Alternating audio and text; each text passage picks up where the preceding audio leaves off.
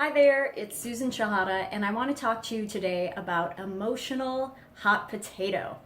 So, you're probably familiar with the childhood game Hot Potato, where you pass a beanbag as quickly as possible from person to person, and no one wants to be left holding the hot potato because when the music stops, the person holding the potato is eliminated from the game.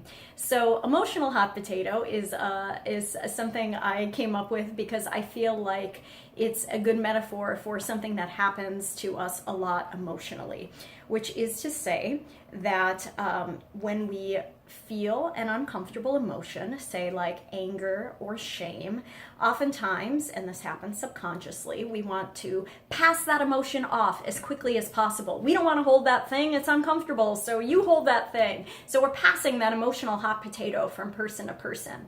And a couple ways that this can manifest is through blame, projection. So for example, I might blame you for my feelings, or I might project my feelings onto you, like, oh, I'm not the angry one, you're the angry one.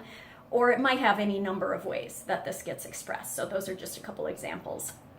We might also just ooze that emotion.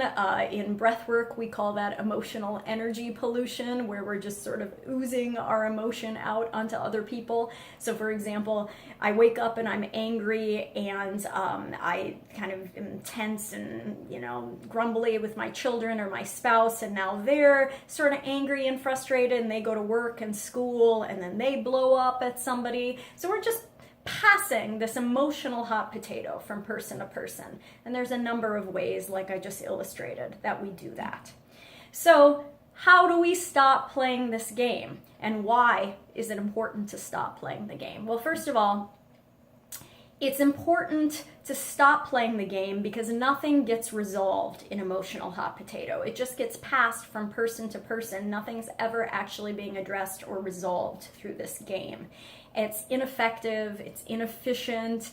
As I already mentioned, it pollutes our emotional environment, so we all start being impacted by one another's emotional soup. So that's why we want to stop playing the game. But how do we stop? First, we have to take responsibility for our own emotions. It sounds pretty simple, yet half the time we don't do this. We forget that somebody else cannot make us feel a certain way. The emotions come from us. So you might do something or say something that triggers my emotion or amplifies my emotion, but you did not cause my emotion. So I need to be responsible for my own emotions and my own emotional reactions to things. And from that space, then we can navigate what sort of conflict or emotional situation we are in.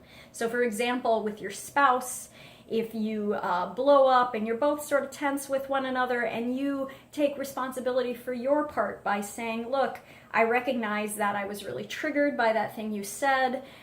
This is why I was triggered. Maybe explain why. Recognize that, okay, I'm under stress, so I recognize that my response was really based on stress. So I own that I acted or reacted in a way that wasn't super productive, but your part is that I feel like you said this thing that was offensive, or at least I heard it as offensive, or you crossed this line, or I felt like you crossed this boundary that we have established between us.